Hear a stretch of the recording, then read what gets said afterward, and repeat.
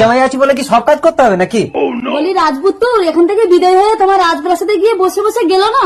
ওমা দুটো হাত থাকতে থাকতে ঘর জামাইয়ের সাথে মুখে এত কথা কিসে? শালা বেশি কথা বললে ঘর জামাইয়ের গাল ফাটিয়ে দেবে মেরে। আয় মা ডিম অমলেট আর বিস্কুট দিয়ে চাটা খেয়ে নে, তুই তো বেরোবি। আরে আরে আরে, কি করছো? ওঠো ওঠো, ওই তো তোমার চা নিচে। ডান্ডি ভাঙা কাপে, তাও আবার শুধু চা জামাইয়ের জন্য। অবশেষে পান্তা ভাত তাও তো জুটবে না। আহা বেচারা ঘর জামাই। ও মা দাও, আমার দেরি হচ্ছে। বলছি তুমি প্রতিদিন কোথায় যাও গো?